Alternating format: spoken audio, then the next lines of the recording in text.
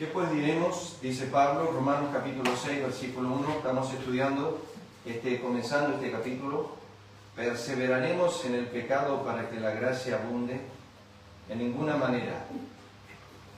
Y lo que hace el apóstol Pablo, como empezamos a desarrollar la semana pasada, es continúa el Evangelio. La doctrina del Evangelio la continúa. Empezó con la condenación en Romanos capítulo 1, continuó con la justificación, y habrá que bajar un poquito, Lucas, no sé por qué está haciendo eco. Y ahora Pablo desarrolla lo que llamamos la santificación, pero sigue desarrollando el Evangelio. Lo que hace el apóstol Pablo es profundiza en la verdad del Evangelio. Nunca sale del Evangelio. Los primeros 11 capítulos, Pablo presenta la doctrina del Evangelio. Específicamente, un tema dentro del corazón del Evangelio, como hemos dicho, la justicia de Dios. No es el único aspecto. El Evangelio es como un diamante, dijimos, que tiene varias caras. Podemos hablar del perdón, podemos hablar de la misericordia, de la gracia, de la justicia, de la ira de Dios. Podemos ir viendo el Evangelio en todos sus aspectos. El creyente nunca debe salir de este lugar. Debe crecer en el conocimiento de la gracia de Dios en el Evangelio, continuamente. Ahora, Pablo aquí continúa otra doctrina que es la doctrina de la santificación, que es un término mal usado muchas veces en nuestras iglesias. Fíjense, lo voy a ir remarcando, en el versículo 2, dice, porque lo que hemos muerto al pecado, ¿cómo viviremos aún en él? Y Pablo se remonta hacia el pasado de la cruz, pero toma otro aspecto de Cristo crucificado. ¿Qué significa? Déjame explicar. En la justificación, Cristo muere por mí. En la santificación, Cristo y yo nos unimos en el mismo lugar. Yo no estaba allí. Tú no estabas allí. Tampoco estuviste cuando Dios en Efesios 1:4 te escogió antes de la fundación del mundo. Tampoco estabas cuando Dios se sentó en su escritorio, conforme a Salmo 139, y escribió todos tus miembros que luego, dice, fueron formados. Tú no estabas allí. Estabas en la mente divina, en los pensamientos divinos. Jehová ha estado pensando en ti desde antes de tu nacimiento, pero desde antes de la fundación del mundo. O sea que Dios se remonta hacia la eternidad pasada. Nosotros pensamos en Cristo crucificado hace 2000 años atrás. La Biblia dice que el Cordero fue inmolado antes de la fundación del mundo. O sea que Dios ha hecho estas cosas en una manera que nosotros no entendemos ni comprendemos, que ya han sido realizadas por Él en el pasado. Y cuando tú llegaste al conocimiento de Cristo, una de las verdades que no sabías es que no solo Cristo murió por tus pecados, que eso es la pena del pecado, pero que ahora pasa otra verdad, que es la que comienza a desarrollar Pablo en versículo 3, que dice así, ¿o no sabéis? Y Pablo se remonta a un tema doctrinal. ¿Qué quiero decir con eso? Que Pablo lo primero que quiere hacer es hacer que el creyente conozca lo que Dios no meramente dijo, sino lo que Dios hizo. Nosotros creemos por fe lo que Dios dice, pero Romanos 6 no es un tema de lo que Dios dice, sino lo que Dios hizo. Es totalmente un tema diferente. Es la realización de su palabra. Entonces pasamos a dos elementos de fe. Yo creo lo que Dios dice, pero ahora yo creo lo que Dios hizo. Porque los términos están, los verbos están en el pasado. Fíjense, ¿o no sabéis que todos los que hemos sido bautizados en Cristo Jesús? Eso no es un bautismo de agua. No hay una gota de agua en Romanos 6. Pero sí hay un tema de bautismo. Cuando nosotros somos bautizados en una iglesia, Usualmente hay un bautisterio o hay una pileta y nos llevan a ese lugar y nos ponen de pie en las aguas.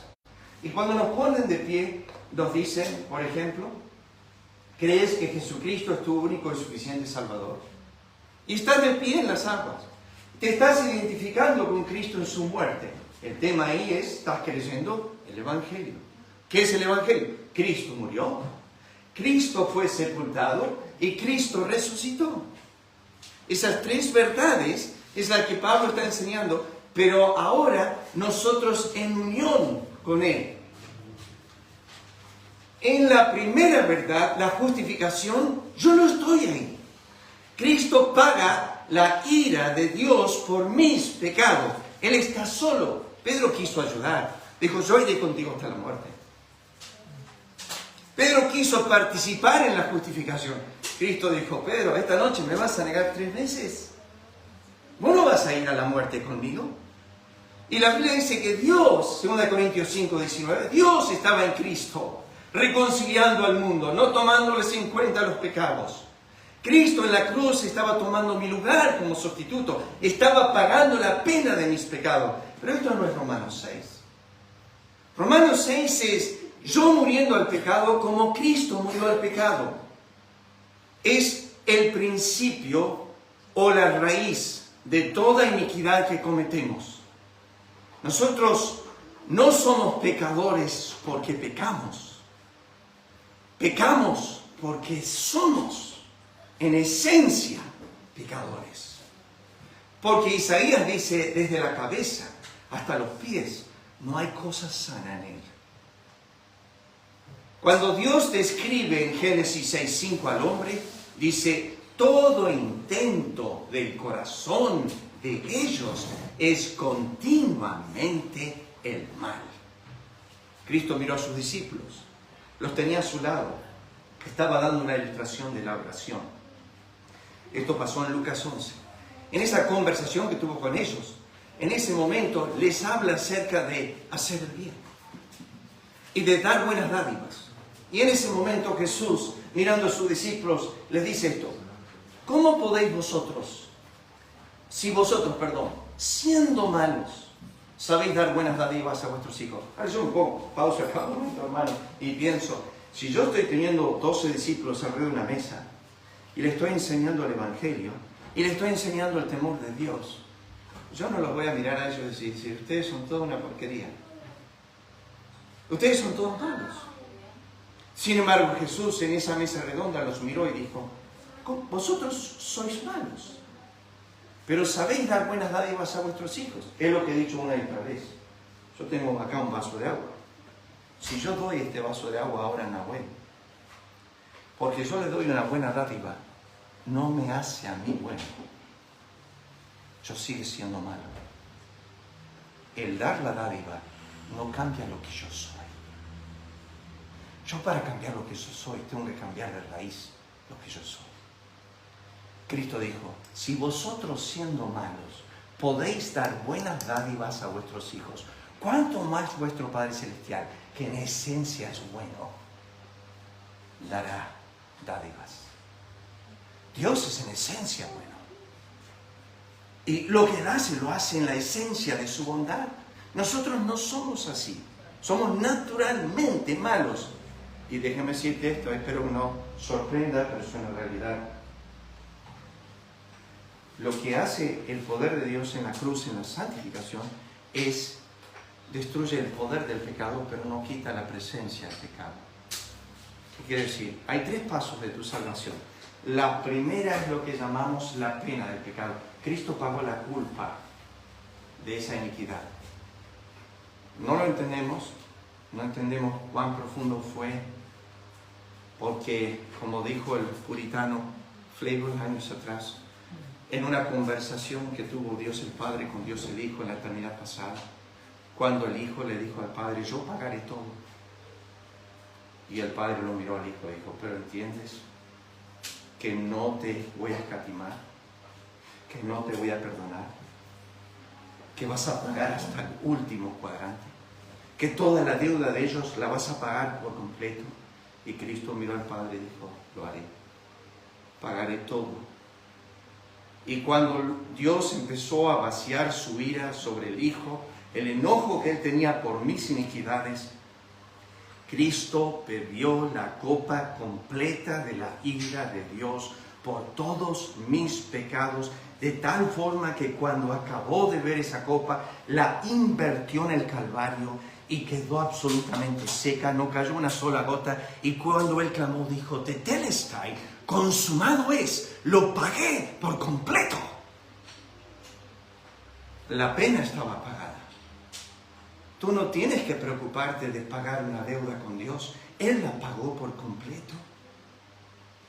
Pero el siguiente paso en nuestra santificación no tiene que ver con la pena del pecado, sino con su poder. Ese es el siguiente paso de nuestra salvación, el quebrantar el poder del pecado, su dominio, su gobierno sobre el creyente. El último paso, cuando llega a gloria, es su presencia.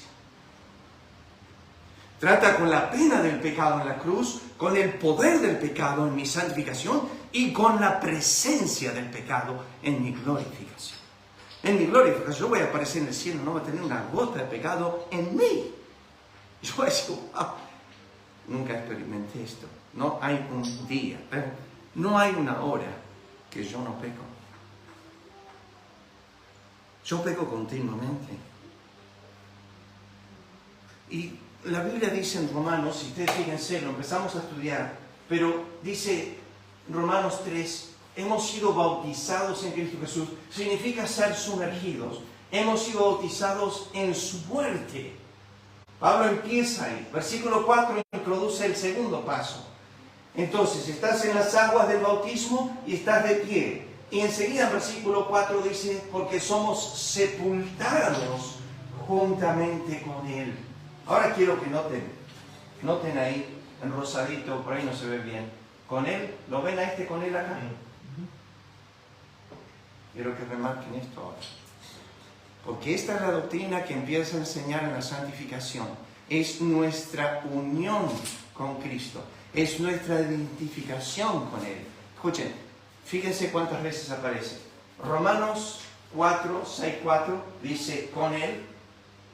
Romanos, versículo 5, fuimos bautizados juntamente con Él en la semejanza de su muerte, y así también lo seremos en la de su resurrección, versículo 6, sabiendo esto que nuestro viejo hombre fue crucificado juntamente con Él, de vuelta con Él, tercera vez, versículo 8, si morimos con Él, cambiamos el Él por Cristo, si morimos con Cristo, al final del texto, creemos que también que viviremos con Él. ¿Cuántos con Él hay? Bueno, ahí hay 5, pero ahora déjenme llevarles.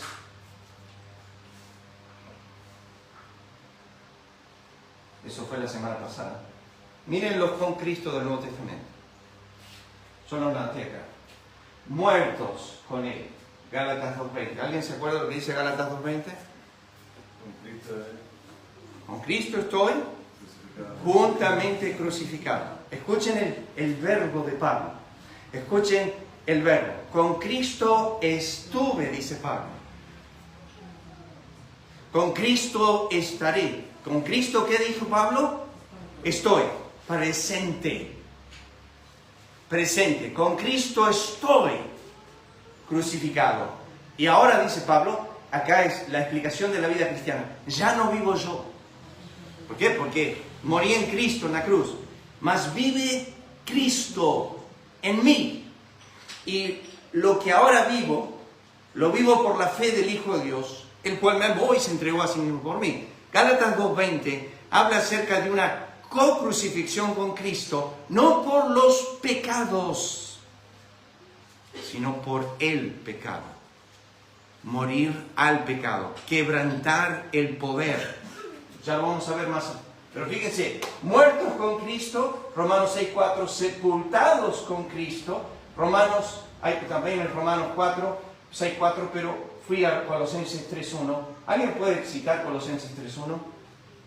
Si habéis resucitado con Cristo, Buscad las cosas de arriba, donde está Cristo sentado a la diestra de Dios.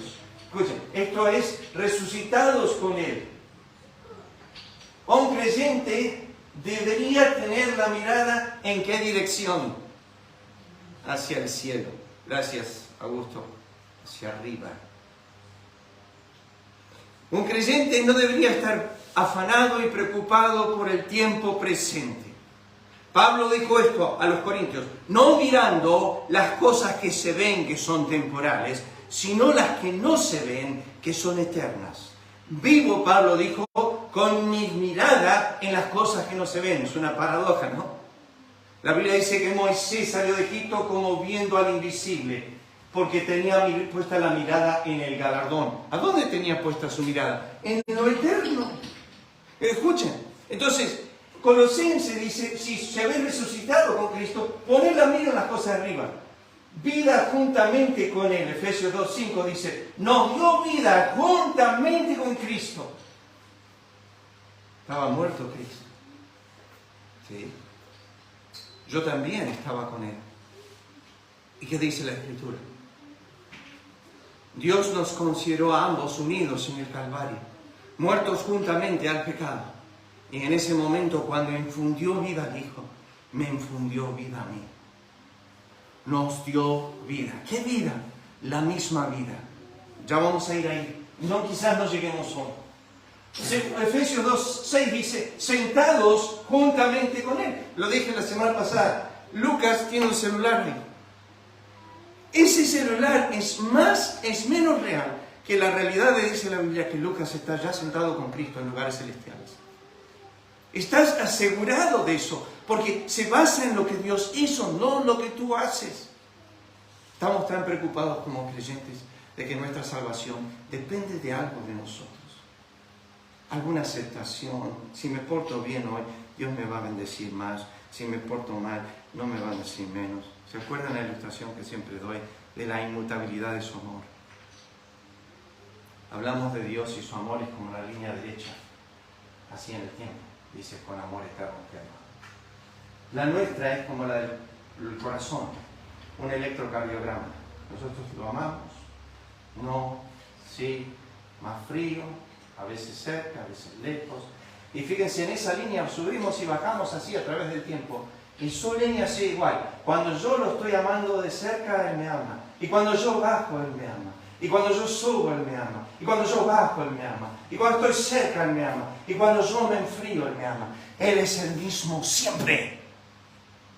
Él es inmutable, incondicional en su eterno amor para contigo y para conmigo. Y tú no puedes hacer nada para ser más acepto ante Él. Porque Él no te aceptó lo que tú eres, sino lo que es su Hijo. Dice, aceptos en el amado. Tú no puedes hacer nada. Él lo hizo todo por ti. Y tú no puedes agregarle una gota a aceptación divina. A decir, Dios, estoy tratando de portarme bien para que me aplaudas, que me digas, bien, hijo, te pasas. No hay un hijo en nuestra casa que ya no es aceptado incondicionalmente por nuestro corazón. Nos duele si se portan mal. Nos duele si son pródigos y se van. Nos duele si nos maldicen. Nos duele si son ingratos. Pero los amamos incondicionalmente. Y si alguien viene y dice, ¿qué mal está portando? Vale, entonces yo tampoco se porta tan bien. Saltamos en defensa. Y se están portando re mal. Y venimos y decimos, ¿sabes qué bien? Bueno, y entonces, si querés te cuento los tuyos también, ¿no? Defendemos a muerte a nuestros hijos. Porque ese es el amor que llamamos incondicional. Y Dios nos ama por igual. Sentados con Cristo, fíjense, coherederos con Cristo, Romanos 8:17. Este me encanta, Filipenses 1:23. Deseo morir y estar con mi abuelo, con mi abuela que está en el cielo, con mi esposa,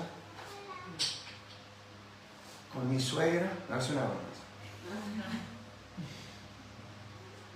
Pablo dijo, estar con Cristo. de nuestra relación con Cristo. Voy a morir y estar con Cristo. Pablo dijo, ausente del cuerpo, presente al Señor. Voy a estar con Él. Te aseguro que, no sé por cuánto tiempo, tu alma, con toda esa pureza que vas a recibir al instante de entrar a gloria y de quitarte esos atractivos vanos que tiene hoy tu alma, y que piensas a veces que, no, pero yo quiero ver a mi hijo antes que a Cristo. Él murió, pastor, hace unos meses, hace unos años atrás. Yo tuve una familia en la iglesia donde fui pastor en Ezeiza. Ellos perdieron una preciosa hija, era preciosa en el Señor, amaba al Señor, y a los 25 años el Señor se la llevó. Y ellos muy a menudo van al cementerio, arreglan el pasto, cortan el pasto alrededor de la piedra. Era preciosa, fue una de las tristezas más grandes de la iglesia.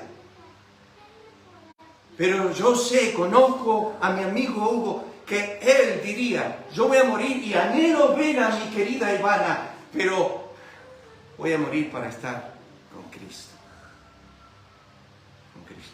Porque cuando llegues a la presencia de Dios, esas atracciones que crees que hoy son tan importantes se disiparán y se centrará tu corazón en lo que debió haber sido centrado siempre: Cristo, tan solo Cristo.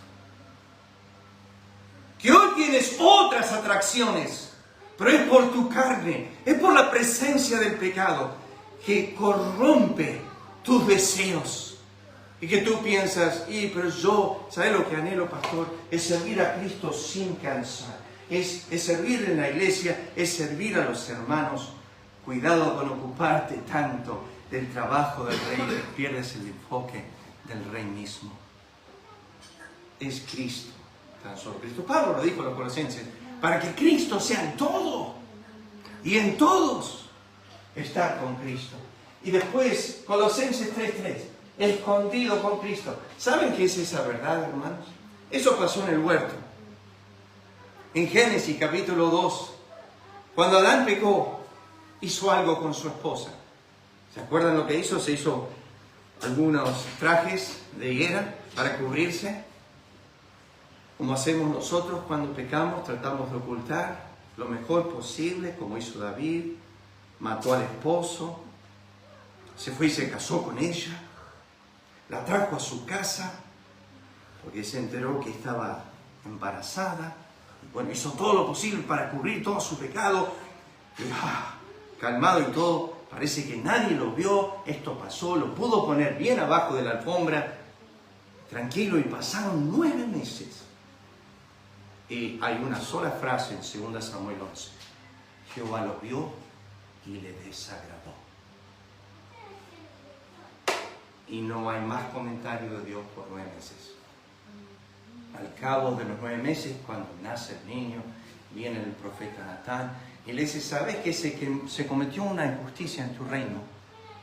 Y David dice, le cuenta la historia a Natán y la cuenta a un pastor de ovejas y le cuenta acerca de unas ovejas.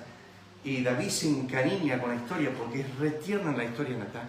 Y cuando se entera lo que ese hombre hizo, que tenía tantas ovejas y fue y le quitó la única que ese hombre tenía, que era la mascota de la casa. ¡Oh! Dijo, no puede ser. Y agarró, David dijo, ese hombre debe morir. Y Natán lo miró y dijo, tú eres el hombre. Eso es como los hermanos de José que estaban en Egipto mirando el rostro de su hermano, que no sabían que era su hermano, y ellos no lo reconocían, y él lo reconocía a ellos. Y en un momento de la conversación, ellos viendo que todo se le estaba poniendo mal, miraron el uno al otro y dijeron, esto es por lo que le hicimos al muchacho. Brotó enseguida, pasaron 22 años, pero el pecado brotó enseguida, porque lo que tú ocultas, en algún momento Dios lo expone y parece que lo hiciste ayer. Lo tenías bien guardado, pero parece que lo hiciste ayer. O vas a decir, ¿cómo se descubrió? ¿Y qué hago con esto? ¿Qué es esto de escondido en Cristo? Escuchen, Cristo tomó a su esposa y en vez de como Adán, que la escondió de Dios, Colosenses 3:3 dice que Cristo tomó a la iglesia y la escondió en Dios. La puso en el lugar más seguro, donde nadie la puede tocar. Porque la ama tanto que la ocultó en la persona de su Padre. Él escuchó al Padre en Juan 17 decir: los que me diste, no perdí ninguno. Padre, te los encomiendo a ti para que tú los guardes. Guárdalos del mal. Entonces lo que hizo Cristo es me tomó a ti, a mí y a ti y nos ocultó en Dios. No de Dios, sino en Dios. Creo que San Agustín dijo algo de eso. El lugar más seguro de la ira de Dios es en Dios. Es el lugar más seguro. Y finalmente Apocalipsis 24, reinaremos con Cristo. Estas son algunas verdades del tema de la unidad, que volviendo al tema de Romanos 6, estas verdades están aquí planteadas desde el versículo 1 al 4, sepultados, y acá viene el siguiente tema en el versículo 4. Fíjense lo que dice: porque somos,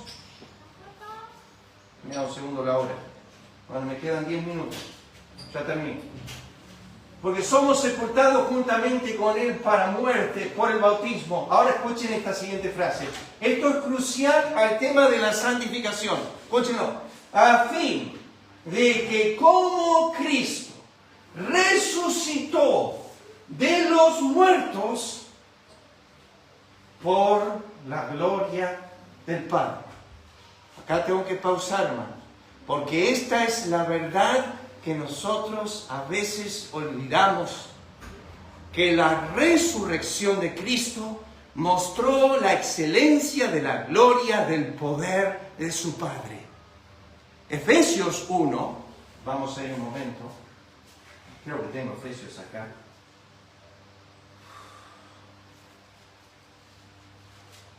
Vamos a Efesios, un segundo. Creo que tengo internet, si no tengo internet no va a funcionar. Efesios 1.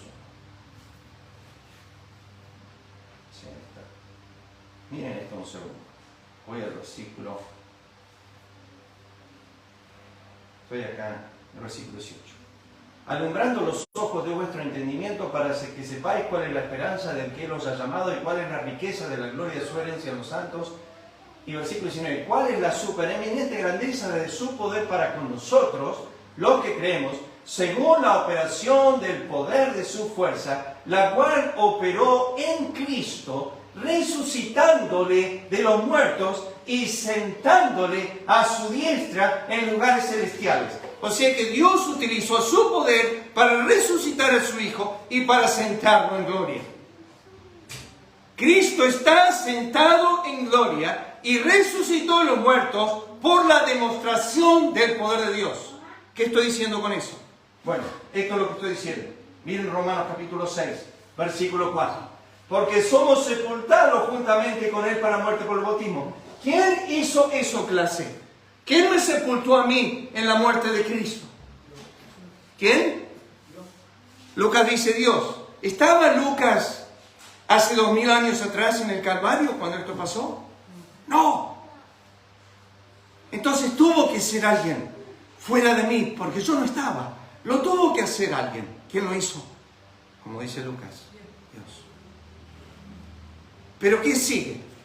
De la misma manera que fue sepultado por el bautismo, a fin de que como Cristo resucitó de los muertos por la gloria del Padre, así también nosotros, de la misma manera que Cristo, andamos en vida nueva por el poder de otro. Ahí está el tema. Yo no vivo por mi fuerza. Yo no ando por mi poder. Yo he sido introducido a la excelencia del poder del que resucitó a Cristo de los muertos. Ese mismo me hace andar a mí en vida nueva.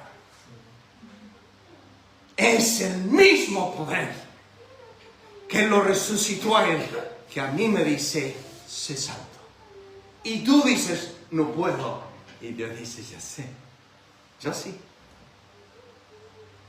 Es como el paralítico, ¿se acuerdan? En la casa de Cristo, cuando lo trajeron a sus pies.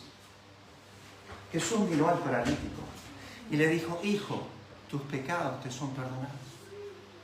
Y los fariseos y escribas claudicaban entre sí, diciendo, ¿quién es este para perdonar pecados? Y Jesús, conociendo los corazones de ellos, le dijo esto, para que sepáis que el Hijo del Hombre tiene poder en la tierra para perdonar pecados, miró al paralítico y le dijo, levántate. ¿Por qué me estás cargando? He sido paralítico toda mi vida. Me estás pidiendo que haga algo que no puedo hacer.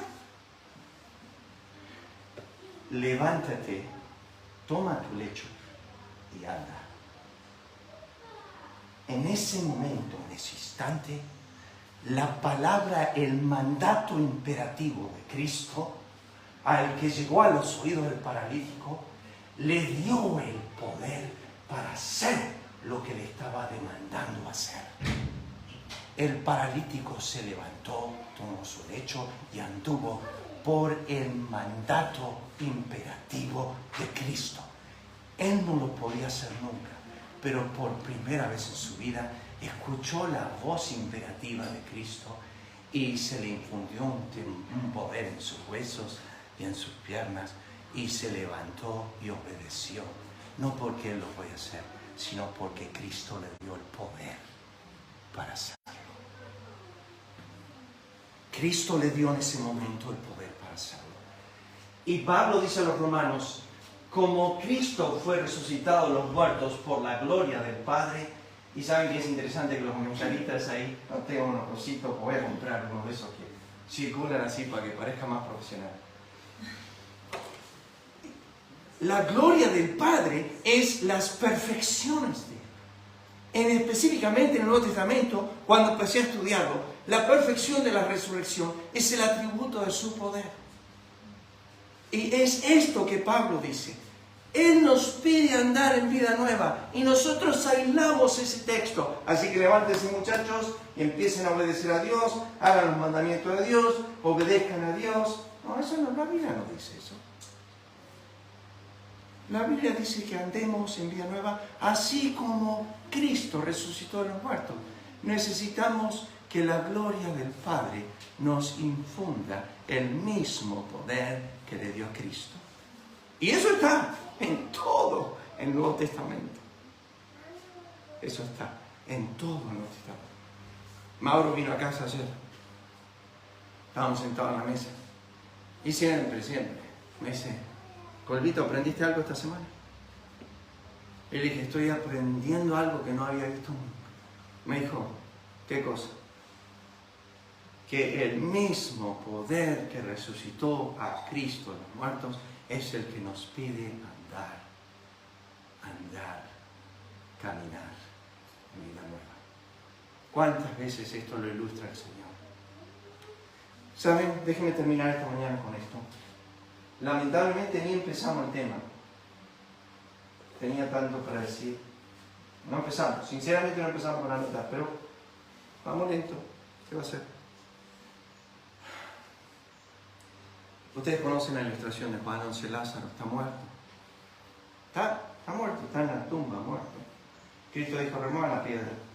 Remueven la piedra y Jesús estaba ahí parado. Y levanta los ojos en alto y dice, Padre, te doy gracias que siempre me oyes. No lo digo por mí, sino por ellos.